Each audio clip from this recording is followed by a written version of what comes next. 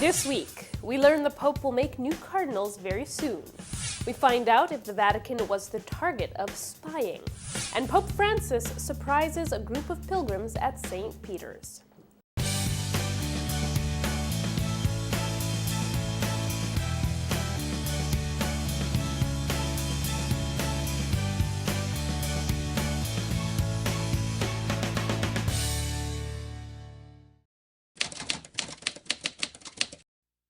Hello and welcome to Vatican Connections for the week of November 1st. Now, it was a big week for Canada, and we'll get to all those details in just a few moments. But first, rumors have been flying around Rome that Pope Francis would call a consistory to appoint new cardinals very soon. Usually, we have to wait until the Holy Father actually makes the announcement, usually during some public speech like an Angelus. But Thursday morning, Father Federico Lombardi, the Vatican spokesperson, confirmed to reporters that the Holy Father is planning to call a consistory for February 22nd, which is also the Feast of the Chair of St. Peter. Father Lombardi said Pope Francis spoke about this consistory both during his meeting with his advisory panel of cardinals and a few days later when he met with the Council of the Synod of Bishops. This confirmation that a consistory will be called for February is just one of the things that seems to have come out of the Council of Cardinals meeting a few weeks back. While most cardinals have remained tight-lipped about the specifics of what was discussed, Cardinal Oscar Rodriguez Maradiaga has been giving us all a sense of the direction of those talks. In Irving, Texas this past week, the cardinal addressed more than 3,000 people at a ministry conference. He spoke about Vatican II, Pope Francis, and the importance of the laity. During a press conference, he said the laity's stature among Vatican offices could rise in years to come. He also said Pope Francis will continue to show the world his vision for the Church through his actions. He said the Pope is pushing the ideal of Vatican II in order to drive home the message that the clergy work with the laity to carry out Christ's mission. He said the new evangelization is an opportunity for the Church to redefine itself, and the Church has to lead the way when it comes to fighting injustice and inequality. We learned this week there will be a summit with the patriarchs of the Oriental churches this month. Pope Francis will attend the summit, which will take place November 19th to 22nd. Cardinal Leonardo Sandri made the announcement while speaking at the official opening of the academic year at the Pontifical Oriental Institute. Cardinal Sandri, of course, is the head of the Congregation for Oriental Churches. In recent days and weeks, we have heard that the American National Security Agency allegedly spied on leaders of various countries. This week, we learned that the NSA allegedly listened in on phone conversations of Italian political figures. Later in the week, the Italian news magazine Panorama reported that the NSA also listened in on phone calls going to and coming from the Vatican. According to the magazine, the NSA would have spied on the Vatican right up to the start of the conclave, and the residence where some of the cardinals lived before the start of that conclave was allegedly also being monitored. That said, Panorama did not cite any sources for this information. The Vatican spokesperson, Father Federico Lombardi, told reporters they had no evidence that the Vatican phone calls were being monitored by the NSA, and he said, even if they were, quote, "we have no concerns about it." An NSA spokesperson later told the LA Times that the Vatican has never been one of their targeted countries. Archbishop Pietro Parolin, the new Secretary of State, has been released from hospital after undergoing surgery. The Vatican released a statement after reports started circulating that he was already in Rome and had appointments scheduled this week. Father Federico Lombardi said the Archbishop will stay in Vicenza with his family to finish his recovery. The Ratzinger Foundation gave out the first ever Ratzinger Prize. Pope Francis himself gave the prize to two recipients selected by the foundation for their exemplary scholarship in theology. Christian Schaller is a professor of theology and vice-rector of the Pope Benedict XVI Institute in Regensburg. The second recipient is Professor Richard Burridge, Dean of King's College in London. Pope Francis also approved the heroic virtues of 4 servants of God who will be known as venerable from now on. Among them, the U.S.-born Celestine Bottego, who founded the Missionary Society of St. Mary, and Honora Nano Nagel, foundress of the Presentation Sisters. Finally, we'll be getting more details about the upcoming Extraordinary Synod on the Pastoral Challenges to the Family. A press conference is scheduled for this coming Tuesday, during which the new head of the Synod of Bishops, Archbishop Lorenzo Baldisseri, the Relator General, Cardinal Peter Erdo, and the Secretary General will outline their preparations for the Synod. We'll have full details on what they say next week. Not many people realize that most nations have ambassadors posted to the Holy See and vice versa. Now, one former U.S. ambassador to the Holy See has recently written a book detailing the Vatican's involvement in the international diplomatic world. Catholic News Service has more.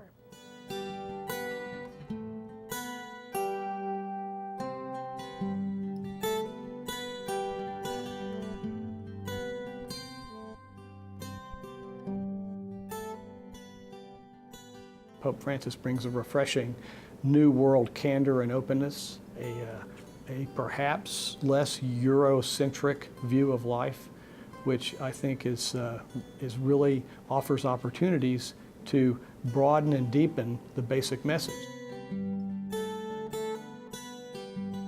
These recent expressions of concern for the poor and social justice are concepts that are certainly embedded in our domestic policies, in our safety net, in our goal for employment opportunities for all. And so I think there's a natural alignment with much of what the Pope's saying now with American aspirations.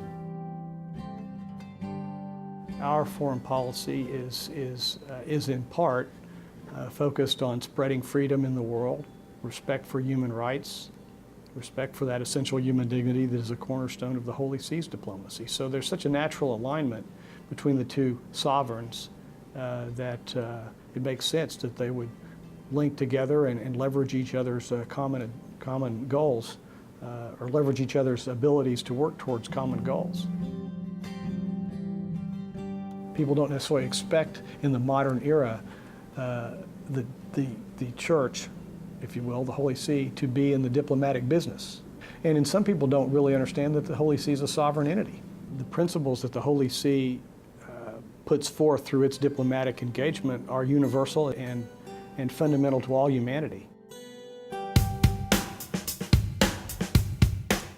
There are a handful of appointments to tell you about this week, including one for Canada. It was a rather significant move announced this week in our nation. The Archbishop of Winnipeg, James Weisgerber, has retired. Moving to Winnipeg is Bishop Richard Gagnon of Victoria, BC. Bishop Gagnon has been in Victoria since 2004. In a letter posted on the diocese website, the Archbishop-elect thanked Victorians for their love, kindness, and support. He said he accepted the appointment with humility, and he believes that Christ enlightens our path if we just open our hearts to him. Archbishop Emeritus James Weisgerber wrote his own letter to the faithful of Winnipeg, introducing them to their new leader. Archbishop Weisgerber will act as administrator until the new Archbishop-elect can take over. The U.S. also got 2 bishops, one in Hartford and one in Passaic.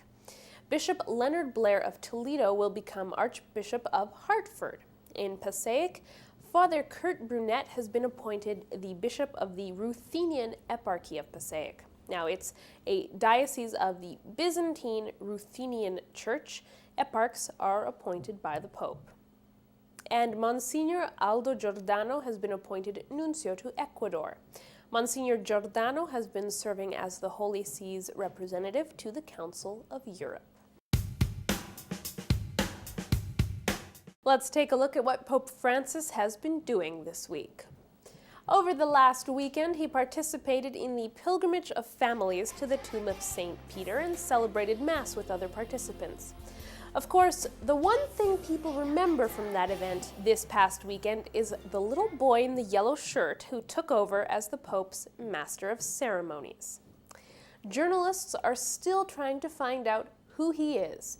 One Italian news site said he is the adopted son of an Italian couple from the Abruzzo region.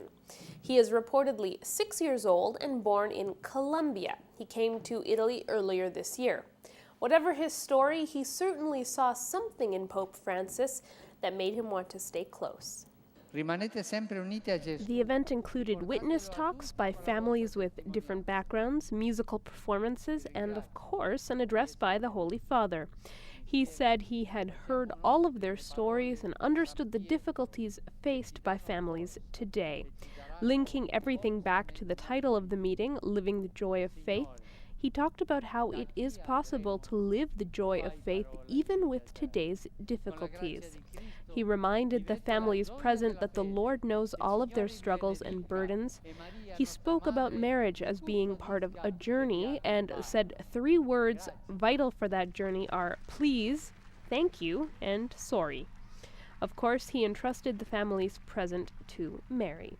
Now, one of the musicians performing for the Holy Father was a friend of Salt and Lights, Sarah Hart.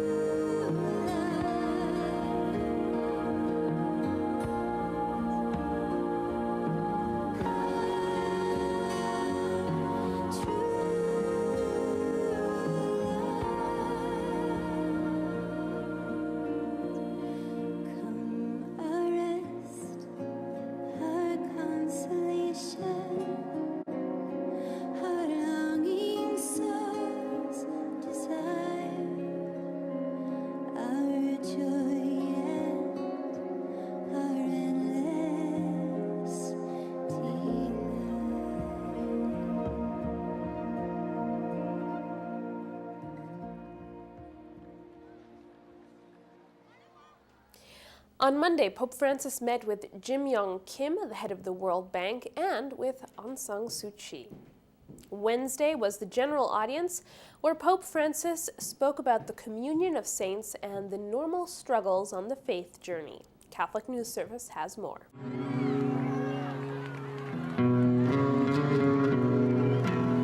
La comunione dei santi va al di là della vita terrena, va oltre la morte e dura per sempre.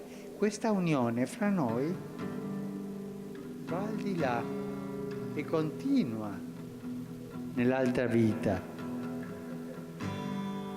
È una unione spirituale che nasce dal battesimo, non viene spezzata dalla morte, ma grazie a che Cristo è risorto, è destinata a trovare la sua pienezza nella vita eterna. C'è un legame profondo e indissolubile tra quanti sono ancora pellegrini in questo mondo, fra noi, e coloro che hanno varcato la soglia della morte per entrare nell'eternità.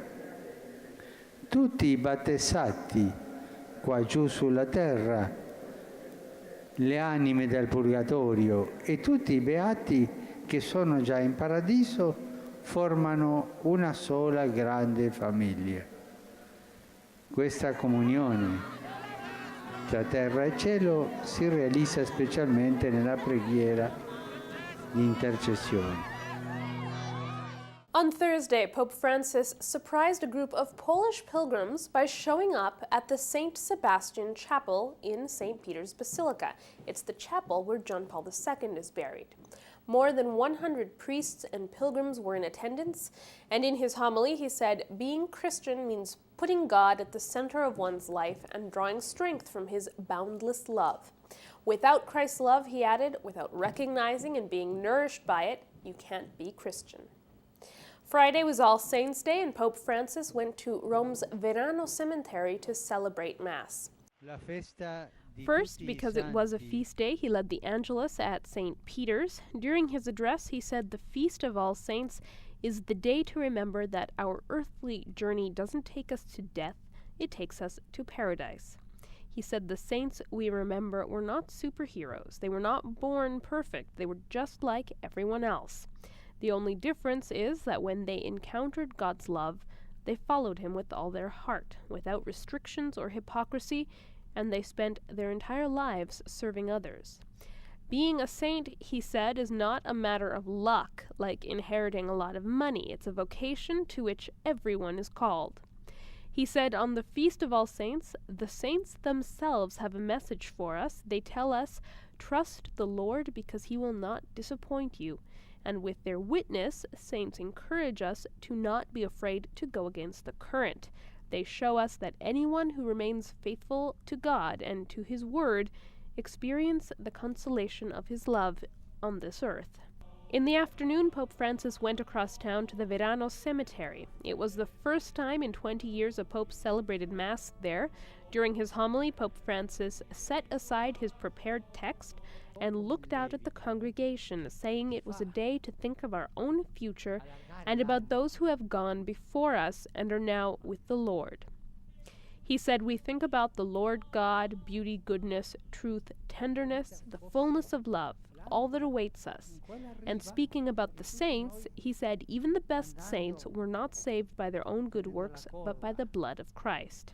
He added, God is the one who saves. He is the one who carries us like a father at the end of our lives to that heaven where our forebears are. He added, before sunset today, each one of us can think of the sunset of our lives, and said, do we look forward to it with hope and with the joy of being welcomed by the Lord? The cemetery itself dates back to Napoleon's time ruling Rome.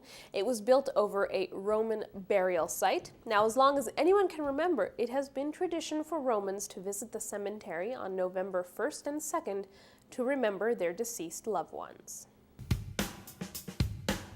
Vatican Connections is interactive. Send us your questions or comments by Facebook, Twitter, email, or post. Via email, send comments to info@saltandlighttv.org. And by post, send letters to 114 Richmond Street East, Toronto, Ontario, M5C 1P1, Canada. And that's all for Vatican Connections this week. Don't forget to join us next time for more of what's going on inside the Vatican. We leave you now with this clip from Wednesday's general audience as a medieval folklore group greeted the Holy Father.